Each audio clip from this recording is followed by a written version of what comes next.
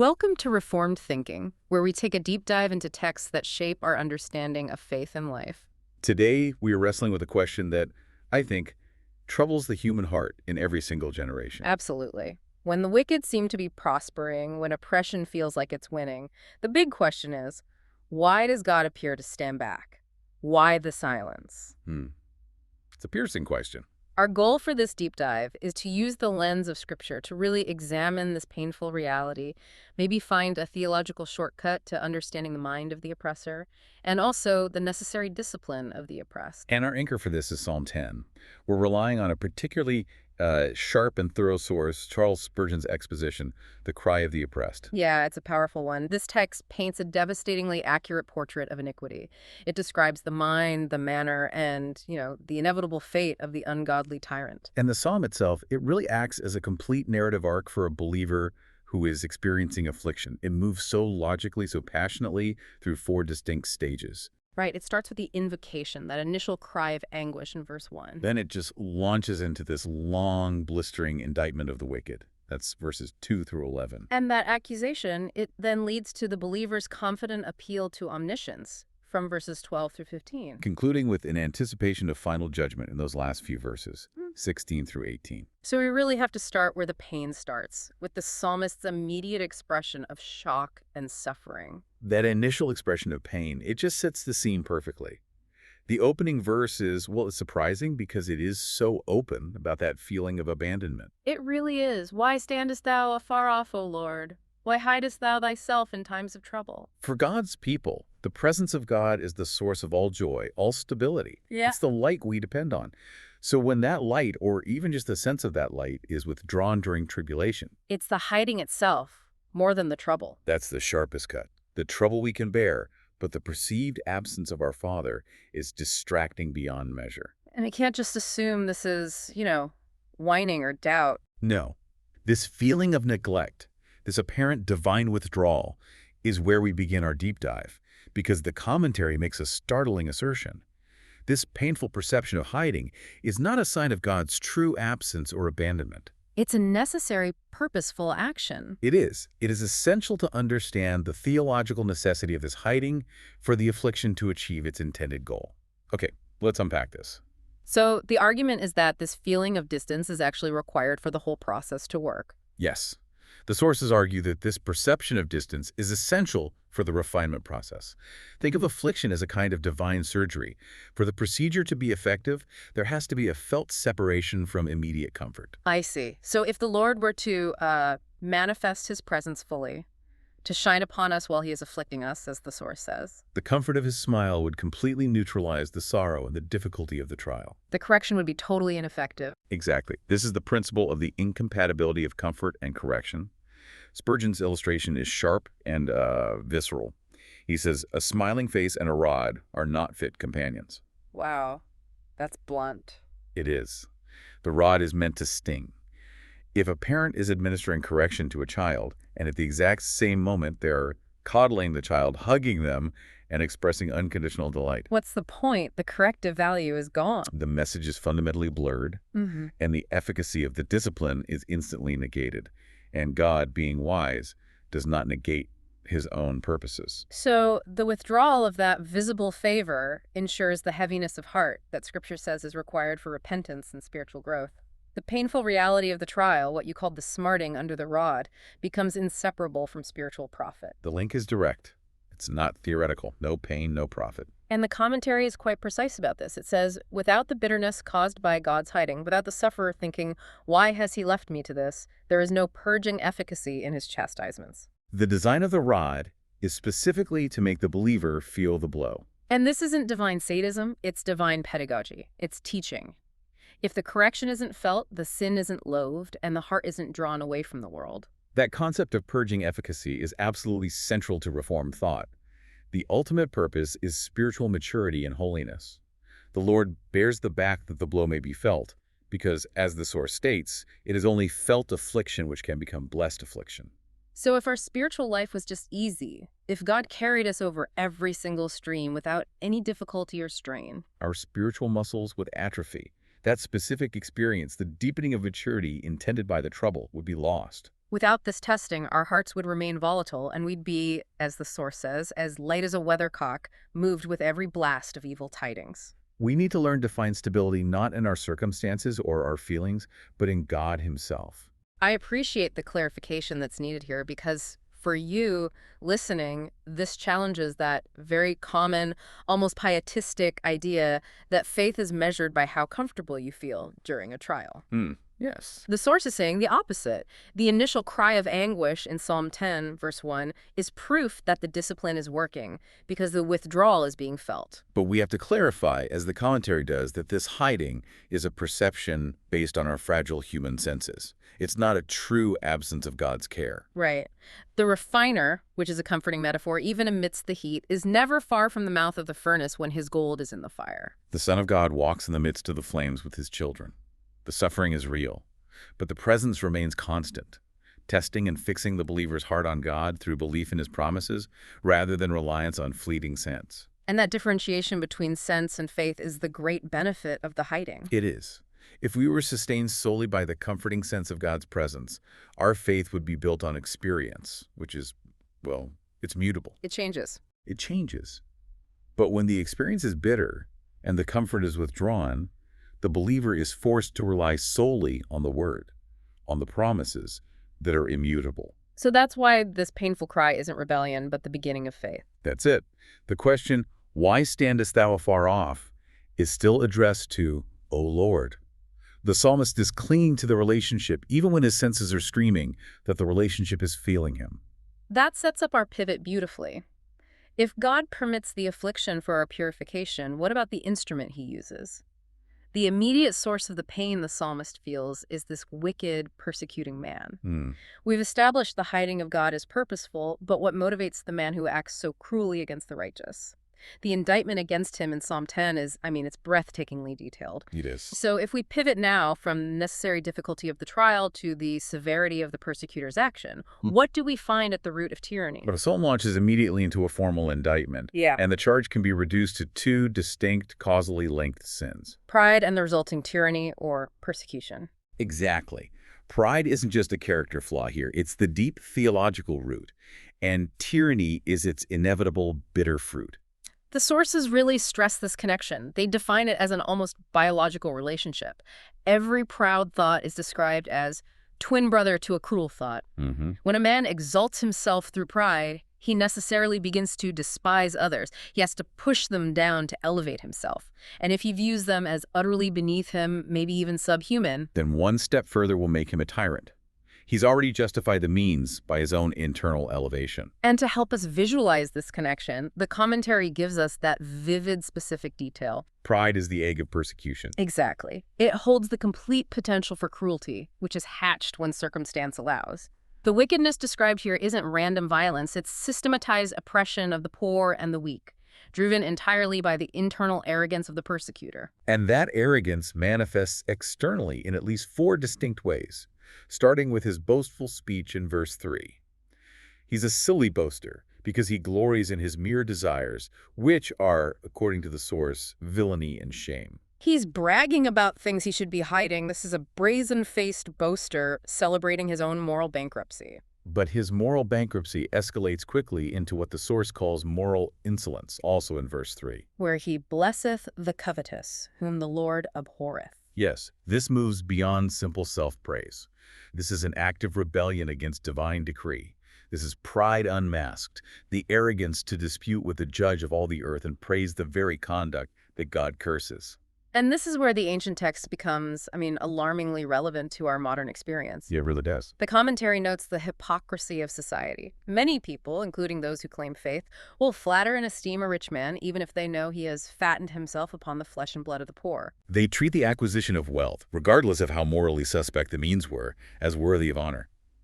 The only sinners often received as respectable in society, the source laments, are covetous men. By giving honor to what God curses, the wicked man demonstrates a full societal rebellion against God's moral law. And this spiritual rebellion leads directly to the third manifestation, a kind of functional atheism in verse 4. The pride he cultivates makes the humility required for prayer literally impossible. His physical posture gives him away. It does.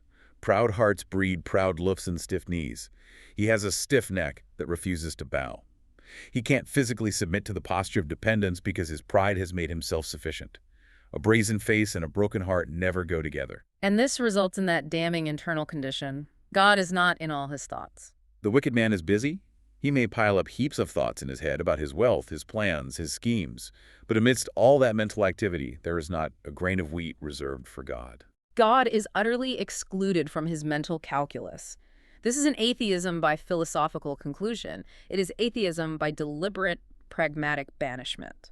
And in this mental vacuum, the source warns us, where the King of Heaven is not, the Lord of Hell is reigning and raging. That's a crucial distinction. It's not that he's unable to conceive of God, it's that he chooses not to allow any thought of God to impinge on his practical decision-making. Right. And drawing from Edward Payson's notes, the sources explain that this intense pride is an unduly exalted opinion of oneself, which makes the soul impatient of a rival and hateful of a superior. And since God is the infinite master, the proud man views him as a natural enemy. Because he represents accountability. Right. To seek God would require acknowledging a power he cannot resist and a will he must obey. This realization that he is not sovereign over his own destiny or actions, it tortures the proud heart, so he actively chooses to remain ignorant. He banishes all thoughts of God in a desperate effort to avoid the pain of admitting there's a being above him. And this also explains the persecutor's ultimate spiritual roadblock, the rejection of free grace. This is a huge theological point. Proud men refuse to stoop so low as to accept of a pardon. They see the gospel as an insult? Exactly. Because Yeah. it necessitates admitting total helplessness and dependence. They'd rather attempt to purchase their peace through their own good deeds and efforts. They prefer damnation, if it means preserving their self-sufficiency, rather than being beholden to a pleister of free grace. They try, foolishly, to be their own saviors, which is the very definition of spiritual pride. And this massive self-sufficiency creates a complete blindness to divine justice, which is detailed in verse 5. Thy judgments are far above out of his sight. He is physically and intellectually high, but he has not looked high enough to see God's righteousness. His faculties are so corrupted by arrogance that the sources use a rather, well, a shocking analogy. It's very vivid. His ability to grasp God's sublime justice is compared to that of a swine trying to look through a telescope at the stars. The animal is completely debased, focused only on earthly things, and is fundamentally incapable of comprehending the celestial and eternal. He is so consumed by his own low earthly schemes that he cannot perceive the transcendent law governing the universe. And because he feels so intellectually and morally secure in this delusion, he treats his oppressed enemies with supreme contempt. The text says he puffeth at them, sneering as if he could annihilate them with a mere breath of scorn. He thinks he can defend himself from all resistance simply by declaring, poo, poo at them. His delusion is confirmed by his internal witness, stated in verse 6, I shall not be moved, for I shall never be in adversity. He believes his nest is in the stars, immutable and untouchable by the struggles of earth. This confidence, the certainty that his summer will last forever, is the very confidence that the Bible labels as the ruin of fools. His boastings are not a bulwark. Self-confidence is a sorry defense. He's a creature of a day who thinks his lot is eternally fixed. So we have the root of the problem. Functional atheism, driven by self-deifying pride. Now, how does this pride translate into the actual tyrannical actions against the poor and defenseless? We turn now to section 3, looking at the wicked man's practical methods of oppression and how he uses that functional atheism to fuel his malice. We should look first at his language. In verse 7, the wicked man's mouth is already full of cursing and deceit and fraud, a description that paints him as a three-headed serpent spewing poison. Cursing violates God, deceit entraps the unwary, and fraud robs his neighbors. But we have to look deeper to find the true horror. Under his tongue is mischief and vanity. This imagery is interpreted in two striking ways, illustrating the depths of his reserved iniquity. The first one refers to venomous reptiles which carry bags of poison under their teeth. Yes, he has a reserve of poison, ready to inflict deadly injury when needed. He doesn't spend all his venom at once. And the second interpretation. The location deep in the throat, under the tongue, represents a storehouse for unborn words. It's the reservoir of future iniquity. The mischief and vanity haven't yet been articulated, but they will inevitably come forth in new schemes and wickedness. He's perpetually pregnant with malice. That's a good way to put it. And what's remarkable, given his loud boasts of immutability and strength, is that when he goes to work, he acts not with open courage, but with cunning and cowardice. Like a highwayman. Exactly. He sitteth in the lurking places of the villages, operating in secret, hidden places, like an Arab robber waiting to spring suddenly upon an unsuspecting traveler. And the description shifts from robber to hunter. The cunning lion crouching in its den to catch the poor and draw them into a net. This is not an enemy fighting fair. This is an enemy who hunts the vulnerable. And the sources are very clear on the methods used for this hunting. It's not just physical violence. No, it also applies to those who use slander, perversion, and false swearing to ruin the character of the righteous. And crucially, the sources emphasize how this malice uses the very tools of civilization for wicked ends. He uses legal trickery and bureaucratic entanglements, mortgages, bonds, writs, and the like, to ensnare and ruin the destitute. Tyranny cloaked in the guise of law. He uses technicalities to rob the poor man of his due. Then verse 10 adds a layer of just absolute deceit, seeming humility. He croucheth and humbleth himself, that the poor may fall by his strong ones. This is the camouflage of malice. He doesn't present himself as a persecutor. He looks meek. The analogy here is so instructive. The lion crouches low, not out of meekness, but so he can leap with greater, devastating force upon his prey. The commentator cautions us to beware of fawners, for friendship and flattery are deadly enemies. The wicked man will wear the lambskin. He'll present himself as a friend or even helper. But his ultimate goal is to make the poor fall by his strong ones, the nets he has secretly prepared. This deceptive humility shows the extent of his tactics. Open boastings, legal maneuvering, and outright camouflage. But the crucial question remains, how does he justify this to himself? The answer is his atheistic comfort, revealed in verse 11. He hath said in his heart, God hath forgotten. He hideth his face, he will never see it. This is the very foundation of his persecution. He operates under the foolish fancy that God is either blind or forgetful or perhaps even complicit in his crime by intentionally averting his gaze. And the source material is clear that men only persecute the righteous because they doubt God's omniscience. If they truly felt the presence of the eternal judge hovering over them, they simply could not ill-treat his children. Exactly. The constant thought of, thou, God, seest me, is described as one of the greatest safeguards against sin.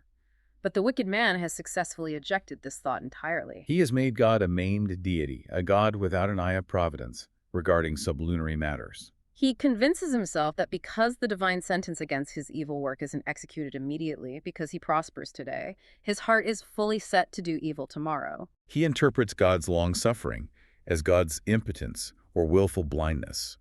This delusion is necessary for his action. If he believed God was watching, he'd be paralyzed by terror. So we've reached the darkest point of the psalm.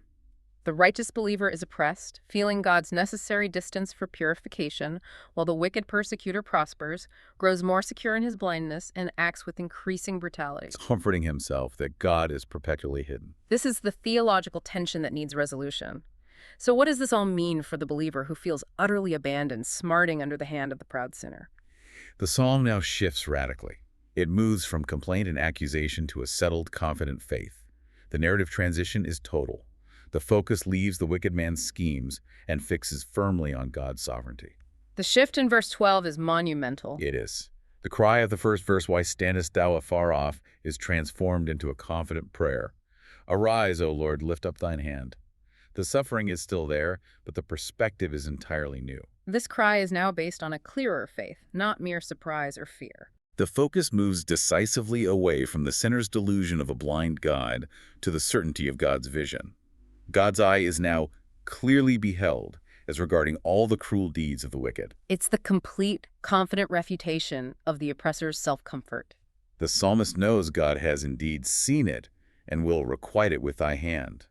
The assurance is that God is all eye to see and all hand to punish his enemies. And the defiance of the oppressor who despises the Lord and declares, thou wilt not require it, is countered by the full assertion that justice will be rendered. When the wicked call God's righteousness into question by their actions, the believer confidently begs him to teach them terrible things in righteousness. I want to push on one detail here from the commentary regarding this final justice.